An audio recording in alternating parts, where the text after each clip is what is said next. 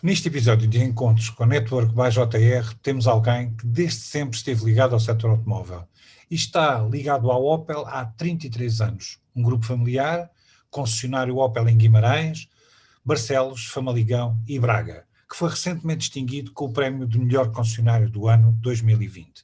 Trata-se do administrador da Sociedade de Representações Etos, Miguel Braga. Obrigado, Miguel Braga, por ter aceitado o nosso convite. Está correto, embora não tenha muito, não existe muito o que falar, realmente estou há 33 anos a fazer o mesmo. Opa, Nesse aspecto. Mas também gosta daquilo que faz, Miguel. Gosto. E é fundamental para termos sucesso, gostarmos daquilo que fazemos, senão, por muito que nos esforcemos, não chegamos lá. Eu também, antes de começar, José Rodrigues, queria lhe agradecer e, em primeiro lugar, dar os parabéns por esta iniciativa, no momento em que estamos todos distantes uns dos outros, dada esta situação que nos apareceu a todos, ao mundo, e também agradecer-lhe por me incluir neste leque de ilustres convidados, o que muito me honra, pessoas ligadas ao nosso setor. Miguel, eu é que agradeço. Sabe, tenho muito respeito. Obrigado. Há muitos anos que nos conhecemos e tenho... Exatamente. E pronto, e gostava, efetivamente, era importante para mim ter neste painel destes convidados nesta fase. A mim é que me honra. Obrigado. Muito bem. Indo direto aqui, colocando aqui algumas questões que penso que poderão ser do interesse público e atendendo à realidade, como acabou de referir, atendendo à realidade que estamos a viver, quais é que são os maiores desafios para si neste momento no setor automóvel? Olha, os desafios. O primeiro, penso que aquele que não afeta só o setor automóvel, mas nos afeta a todos, é a pandemia. Exatamente. Nós não sabemos ainda muito bem o que é que vai ser, portanto, se apanhou-nos a todos de repente, ninguém estava preparado para isto, nem o setor automóvel, nem os outros setores. Há muitas incógnitas, há muitas interrogações à volta disto. Portanto, eu não sei se vamos continuar a abrir e a fechar salões de vendas e outras atividades. Portanto, isto preocupa-me. Não sei qual será o resultado da vacinação. Não sei se isto se terá um período curto, se não, também acho que ainda ninguém sabe muito bem o que é que vai ser isso. Portanto, isto é um dos fatores neste momento mais me preocupa e acho que é um fator que preocupará toda a gente. Outro desafio que temos neste momento pela frente, penso eu, e aí já só relacionado com o nosso ramo, tem a ver com estas limitações impostas pela Comunidade Europeia à emissão de gases de escape. Em que estamos, as marcas estão a tentar lutar contra isso, a tentar atingir os objetivos impostos. Os objetivos são, por aquilo que me percebo, cada ano que passa são mais ambiciosos. E a única alternativa que temos para os conseguir cumprir é a mobilidade elétrica. Embora eu acho que ainda não será a única, penso eu, outras soluções existirão, porque eu acho que a mobilidade elétrica ainda nos condiciona muito. Pelos tempos de carga, pelas limitações nas autonomias. Hoje já se começa a ouvir falar, aliás, a nossa marca já vai lançar um carro a hidrogênio. Penso que só nos países onde existem redes de distribuição e de abastecimento de hidrogênio, já se começa a falar em combustíveis sintéticos, também penso que será outra solução. Agora, isso também é um fator que me preocupa, porque eu penso que terá já está a ter neste momento grande influência no nosso negócio e na forma como atuamos e como direcionamos as decisões que hoje em dia tomamos. Exatamente. Há aqui outro fator também, que nasceu agora mais recentemente, que também me preocupa, não sei que implicações é que terá, que esta decisão de um tribunal, penso que austríaco, sobre a relação entre as marcas e as concessões, que, pelo que percebi, acho que fará jurisprudência, e não sei que implicação é que isso terá nas nossas vidas. Também é uma questão que apareceu agora, penso que há 10 dias, embora só agora mais recentemente é que começou a aparecer na comunicação social. Exatamente. Mas também, de certa forma, preocupa-me, porque pode ser pode representar uma grande alteração à nossa atividade. Exatamente. Portanto, estamos a falar de um conjunto muito significativo de variáveis que acabamos por não controlar diretamente e que preocupam o empresário. Sim. Embora eu vivo e há 33 anos que tenho desafios pela frente. Quer dizer, a nossa marca é uma marca que há 10, 12 anos tem passado por grandes turbulências, como são do conhecimento da opinião pública. Eu já me sinto quase um peixe no mar, não é? No meio dos desafios. já não é qualquer coisa que me assusta.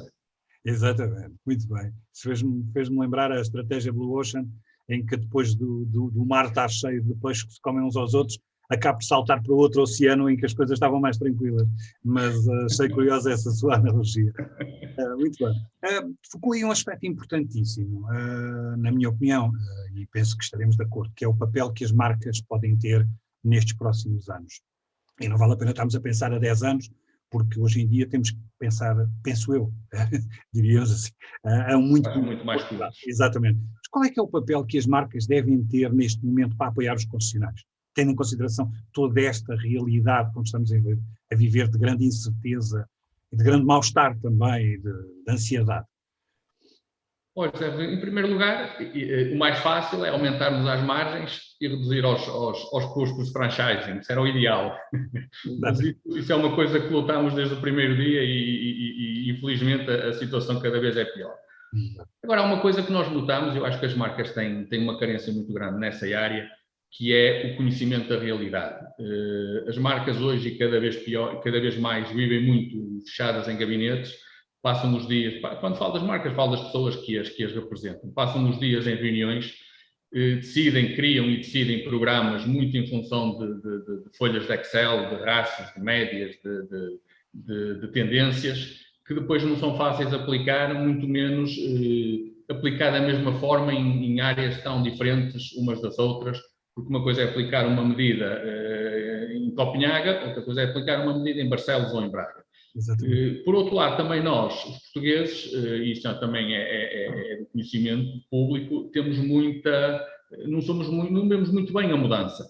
Okay. E muitas vezes impõem-nos programas que, fruto da necessidade que têm dos seus resultados, o prazo que nos dão para os aplicar muitas vezes não é suficiente. Okay. E às vezes nos chegamos, nós sabe tão bem como eu, a mudança, e costumo dizer que a mudança que se dá em 4 fases. Portanto, é a fase da resistência, é a fase da adaptação, é a aplicação das medidas e depois, por fim, o resultado. Claro. Isto demora o seu tempo. Claro. E muitas vezes nós não temos esse tempo para aplicar. Porque as marcas também não conhecem as dificuldades que temos. É difícil termos alguém de uma marca que venha ao terreno falar com as pessoas que estão, vamos chamar, na linha da frente. Quem são? O recepcionista, o vendedor, o chefe de vendas, o responsável por vendas, são aqueles que lidam com o foco principal de tudo isto, porque isto é uma cadeia que começa no desenvolvimento de um carro e acaba num cliente. O cliente é o centro de tudo isto. Porque se não tivermos cliente, não vale a pena andarmos a desenvolver carros, a vender carros, a transportar carros pela Europa fora, porque falta-nos o fundamental no meio disto tudo, que é o cliente. E muitas vezes tomamos decisões sem conhecer sequer o que é o cliente. E eu acho que isso era fundamental e seria se calhar uma ajuda. Nós temos agora, neste momento, eu não vou pôr nomes nas pessoas, mas o Zé Rodrigues sabe perfeitamente quem é, desde setembro, outubro, há uma pessoa que veio para Portugal, que passou anos da sua vida em concessões.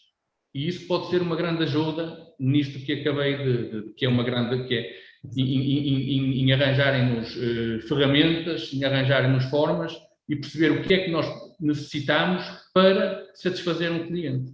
Muito bem. E muitas vezes isso não é fácil. Muito bem. Obviamente agradeço o facto de não estar a fulanizar, porque não faria, obviamente não teria a vantagem nesse sentido, mas estava a referir um aspecto importante, refere que hoje em dia vivemos num mundo global em que se presume que as coisas são cada vez mais semelhantes ou mais parecidas, em que um cliente em Copenhagen, como referiu, ou em Barcelos, terá o mesmo tipo de expectativas ou de necessidades, e isso efetivamente não acontece. E é difícil, muitas vezes, termos respostas adequadas. Mudou o comportamento dos consumidores neste último período? Eu já não digo nos últimos 10 anos, porque efetivamente todos temos consciência que sim, mas este último ano mudou efetivamente o comportamento dos consumidores, Miguel? O comportamento dos consumidores tem vindo a mudar ao longo dos anos. Hoje, já no passado, mas hoje cada vez mais, um consumidor tem muita informação disponível, okay, que a consegue obter através da internet, das redes sociais. Por isso é muito importante aqui o papel do digital, porque é uma forma muitas vezes de nós aparecermos, nós sabemos como é que funciona esta coisa dos cookies. Claro. O indivíduo começa a ver sapatilhas, depois olha para as sapatilhas por todo lado. Portanto, quando começa, muitas vezes, no conforto do lar, com a família, a escolher ou a consultar carros, o facto de estarmos no digital ou muito presentes no digital é uma grande vantagem, porque aparecemos num momento em que se calhar seríamos esquecidos ou a pessoa não se lembraria da nossa marca. Agora, o cliente faz uma pré-seleção da viatura que quer, juntamente com a família, e quando vai para o terreno, as coisas, acho eu, que voltam um bocado ao que eram no passado. Entra aqui, a partir do momento em que selecionam, fazem uma pré-seleção de 3 ou 4 viaturas, será mais ou menos por aí onde recairá a decisão dele, e ele vai para o terreno e vai conhecer o carro, e vai aos salões de vendas. E aí aparece um fator que eu penso que é fundamental no meio disto tudo, que sempre foi e há de continuar a ser, que é o fator humano, que é o vendedor. Portanto, eu acho que muitas vezes isto que eu vou dizer agora é um bocado a verdade lá para ali, é daquelas coisas que a gente diz que funciona, mas infelizmente não funciona, que é o cliente, quando um cliente hoje em dia compra um carro se calhar de 5 em 5 anos ou de 10 em 10 anos, e naquele momento o cliente é a pessoa mais importante do mundo, é assim que ele se sente. E o vendedor tem que o fazer sentir isso. Exatamente. Isto é fácil, mas infelizmente não é isto que acontece no dia a dia. Nós tratamos de ver clientes entrar nos stands e não está lá ninguém. É preciso o cliente às vezes andar à procura do vendedor. Vendedores que estão a atender um cliente e que são permanentemente interrompidos com chamadas telefónicas e às vezes até abandonam o cliente para vir falar cá para fora ao telefone. Outros que estão sentados e o cliente pede falar. Portanto, são pequenas. Nós não temos uma medida que eu possa dizer que aplicando esta medida vamos ter sucesso. Não, o que temos é pequenas coisas que todas juntas farão a diferença. E muitas vezes não há esta sensibilidade do lado do vendedor, e eu acho que cada vez mais o fator humano vai ser fundamental na decisão, quando isto já está na fase final, porque antigamente o vendedor tinha que saber muito da marca, tinha que saber muito da concorrência, hoje não tem que saber nada porque o cliente sabe mais do que ele. Claro. Hoje é fundamental valorizar o cliente, e eu acho que muitas vezes o cliente não entende, o vendedor não entende isso e não o consegue fazer. Pois não é difícil ser vendedor, nem é difícil vender carros.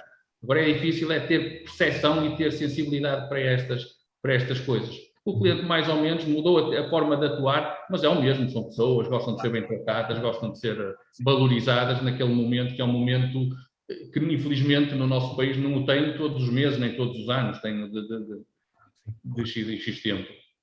E um ponto fundamental que tem a ver com a forma de, há muito quem defendesse aqui já há uns anos atrás, que o papel do vendedor ia ser cada vez menos importante à medida que o digital viesse instalar-se. Não é da mesma opinião? Não. Sou da opinião que o digital tem o seu papel, tem um papel O digital tem uma vantagem, quanto a mim, para além de aparecermos e sermos vistos, e eu acho que o digital, comparativamente, por exemplo, o que era no passado a prospecção de um cliente, de um vendedor, portanto, um vendedor ia visitar um cliente ao seu local de trabalho, normalmente o cliente ou o responsável de compras estava absorvido com problemas, estava com a cabeça noutras coisas e aquela visita ia ser uma visita que não ia servir praticamente para nada, porque o cliente nem estava com a cabeça. Quando aparecemos no digital, isto nas redes sociais, nas nossas páginas, normalmente são momentos em que o cliente está descontraído, está na esplanada, está na praia, está em casa e não tem nada para fazer, e a sua parte emotiva, porque uma compra de uma viatura tem muito de emotivo, portanto, tem pouco, até a compra tem pouco de racional e muito de emotivo. Depois, passado 2 meses, vem o racional ao de cima, exatamente. E é que eu vejo que o carro não entra na garagem e a cadeira do menino não consigo meter no banco de trás. Mas o momento da decisão e da vontade de comprar tem muito de emoção do nosso lado emotivo. E o nosso lado emotivo está mais exposto nos momentos em que estamos descontraídos. E muitas vezes um bom anúncio numa rede social, mas é preciso que seja um bom anúncio, porque às vezes vejo coisas nas redes sociais que mais valia não tem nada. Exatamente. Um bom anúncio é fundamental e às vezes obriga o cliente a parar ali. E o cliente está bem disposto, está aberto nós para comprarmos, temos de estar bem dispostos. Temos de estar felizes, temos de estar ir passear. Nós temos muita mais apetência para comprar quando vamos passear ao sábado e não temos nada para fazer, do que quando estamos sentados no escritório cheios de problemas para resolver, que nem nos lembramos do que se hoje não era um bom dia para comprar um carro, um telemóvel ou outra coisa qualquer. Portanto, o digital vai ser uma forma, em primeiro, de aparecermos. Certo. E às vezes, se calhar, de abrir ali uma possibilidade de compra ou de venda que de outra forma não existiria. Agora, o papel do vendedor vai ser sempre fundamental. Eu não acredito muito em todo o processo feito de forma online, pelo menos no nosso ramo. Há aqui muitas áreas onde eu não consigo perceber como é que elas funcionarão no futuro, totalmente online. Estou a falar, por exemplo, dos financiamentos, das avaliações da retoma, da compra da retoma. Há muita coisa que eu Faz-me um bocado de confusão como é que isto vai funcionar tudo no 100% no... E depois há outra coisa, os carros novos, por exemplo, um carro novo para ter matrícula tem que se pagar impostos. Claro. Uma compra online tem 15 dias penso eu, do período de reflexão, ou se não é reflexão tem outro nome qualquer. Sim. Como é que um carro depois, ao fim de 10 dias, é devolvido? Quem é que suporta os impostos? Há uma série de fatores que eu não sei como é que... Nunca será... Exatamente. Nunca será fácil. Exatamente. Não, mas refere um ponto importante, mas há efetivamente, e eu tenho tido a oportunidade de conhecer ao longo das minhas várias décadas ligado ao setor automóvel, de conhecer excelentes profissionais em todas as áreas, como gestores de concessionários, como chefes de vendas, como responsáveis da pós-venda, como vendedores também, e esses vendedores têm condições para ter futuro.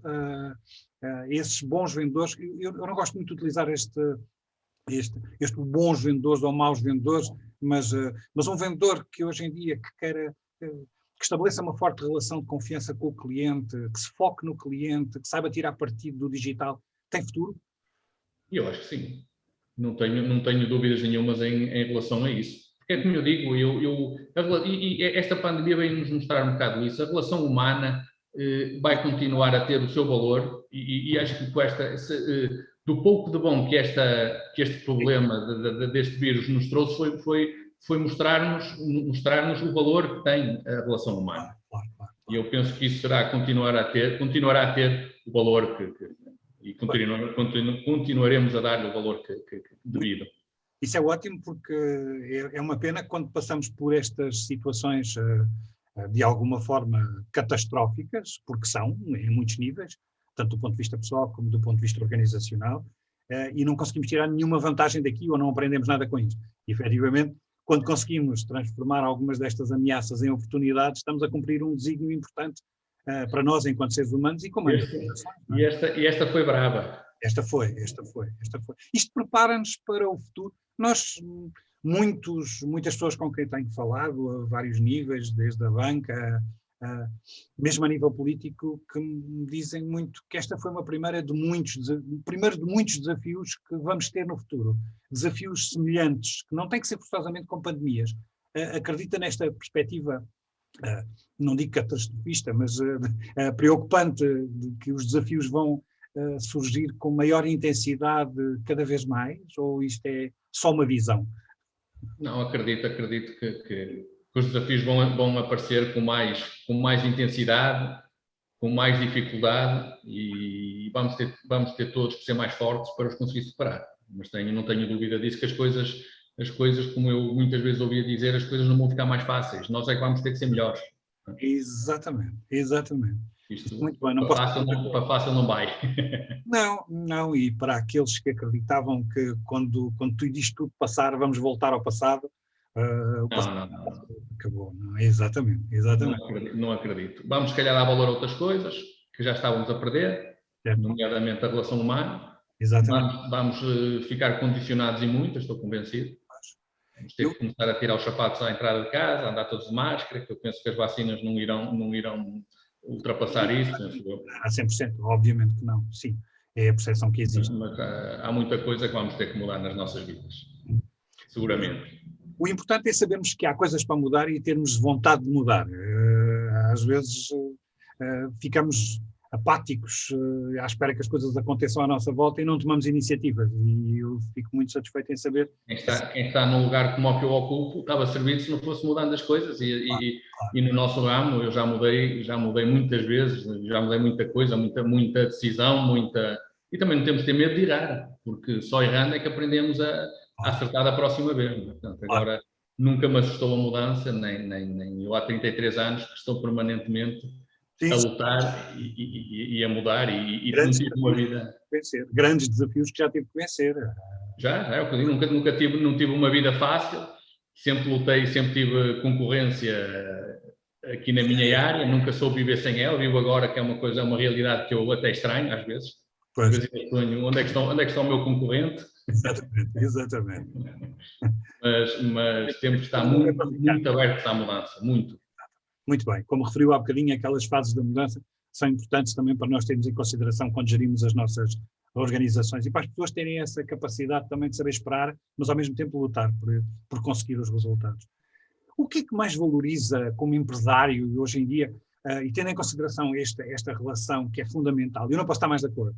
Obviamente que o aspecto da tecnologia é crítico, é fundamental, o digital veio para ficar, a informação está lá, mas as pessoas depois precisam de um contacto humano, precisam ter alguém em quem confiem, alguém que lhes possa descodificar toda aquela complexidade que tem muitas vezes um configurador que acaba por me, obviamente que informam, mas que não me esclarecem convenientemente.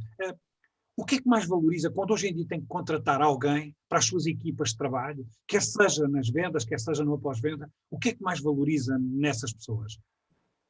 Olha, eu, fundamentalmente, o seu valor como pessoa.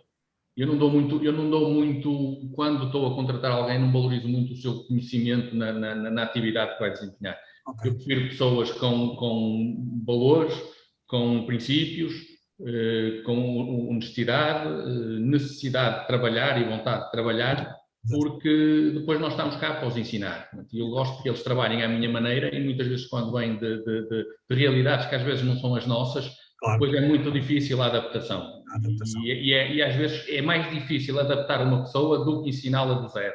Isto é, portanto, eu não valorizo muito, eu sei que se calhar estou aqui a dizer algo com que muita gente não concorda, mas eu não valorizo muito o seu conhecimento, o seu know-how em determinada área. Prefiro que a pessoa seja uma pessoa com bons princípios, prefiro saber qual é a sua integração, o que é a sua vida como pessoa, a sua vida familiar. Exato. Isso para mim é muito mais importante. A sua estabilidade, uma coisa que eu dou muito valor é a estabilidade em termos profissionais, não é aquele indivíduo que anda, que em cada ano que passa tem 2 empregos. Claro. Portanto, isso para mim está logo excluído. Portanto, são características que eu valorizo e que para mim são muito mais importantes do que o seu conhecimento. E depois nós cá estamos para os ensinar. É porque o conhecimento adquire-se desde que haja vontade, desde que as pessoas tenham a atitude e o comportamento adequado. O conhecimento hoje em dia existe e é só uma questão de haver vontade para o adquirir. Portanto, claro. Obviamente que sim, obviamente que sim. Portugal, só para finalizar, ainda há poucos dias li uns artigos perfeitamente contraditórios, vão ao encontro de um ponto que tinha referido há pouco. Portugal está preparado para este desafio do elétrico, isto no curto prazo? Eu acho que não. Nem de perto, nem de longe. Começamos pelo preço de escape. Nós somos um país onde somos um país, não direi pobre, mas não temos grandes recursos. Um carro elétrico hoje, uma das principais dificuldades na compra do carro é o seu preço. Hoje não falo nas empresas, falo nos particulares. Hoje um particular compra um carro elétrico, pelo mesmo preço compra, ou melhor, compra 2 carros elétricos, 2 carros a gasolina, pelo mesmo preço compra um carro elétrico. Claro. Portanto, enquanto não houver apoios do Estado, que é fundamental, que já há noutros países, com a riqueza que há no nosso país, com o rendimento das pessoas, não é fácil comprar um carro. Portanto, essa é a primeira dificuldade. As empresas vão tendo alguns apoios, algumas deduções de impostos, mas um carro elétrico também, para trabalhar, é um carro, como um bocadinho referi, que ainda tem muitas limitações. Portanto, é um carro que não serve para qualquer pessoa. Há muitas empresas a comprá-los, muito até por uma questão de imagem, que o fazem e que vão buscar algumas vantagens nisso, nomeadamente fiscais. Isso tem que ser passado, penso eu, para o particular. Isso é um dos fatores que dificulta muito, porque não vale a pena estarmos aqui todos a falar no elétrico, todos a falar que os carros elétricos têm que ser vendidos, as marcas a tentar empurrar, o nosso Ministro do Ambiente também a tentar, fala muito nessa matéria, mas o que é certo é que não existe nada. Enquanto não existir, isto não vamos ter facilidade em vender carros elétricos. Mas, por outro lado, há a questão das cargas, do carregamento desses carros. Portanto, também que é outra área que nós estamos muito atrasados. Os postos públicos são poucos, a maior parte, como sabemos, não funcionam ou estão avariados, as casas não estão preparadas, a maior parte das zonas nas cidades não tem infraestruturas para ter as capacidades de carga necessárias. Portanto, isto ainda há muita coisa a fazer. Não é só dizer que daqui a 2 anos vai ser tudo elétrico ou daqui a 3 anos vai ser tudo elétrico. Isto não é só falar, essas coisas têm que acontecer. Exato. E para as coisas acontecer é preciso criar estruturas para que elas aconteçam e funcionem. E neste momento fala-se muito, mas o que é certo é que já há um tempo um incentivo aos carros elétricos, mas é uma coisa que começa no dia 1 de janeiro e acaba no dia 15. Portanto, aquilo é mais política do que propriamente É para dizer que existe, mas todos sabemos que ao dia 15 de janeiro já não há. A verba já foi esgotada e depois temos mais 300 dias para vender carros elétricos e que não há apoio para ninguém. Exatamente. E não é fácil vendê-los porque, mas um carro elétrico custa 30 mil euros, não é qualquer pessoa que dispõe de 30 mil euros para comprar um carro, elétrico. Exatamente. Era esta uma questão, era uma questão crítica, porque hoje em dia fala-se tanto, é um foco tão significativo no elétrico, que muitas vezes se descuram outras alternativas que existem, que já há muitos anos que andam a ser estudadas, e obviamente que os aspectos que aí referiu são críticos, né? O nosso país não está preparado em muitas situações para poder dar espaço ou para ter condições para que as pessoas possam adquirir as viaturas elétricas, por muitos benefícios que se eventualmente pudesse trazer para o meio ambiente. Diríamos que diretamente, porque há quem defenda que indiretamente não é nada disso que acontece, mas isso deixa isso para os técnicos que sabem melhor, os engenheiros que sabem melhor. Estava aqui para umas horas de conversa.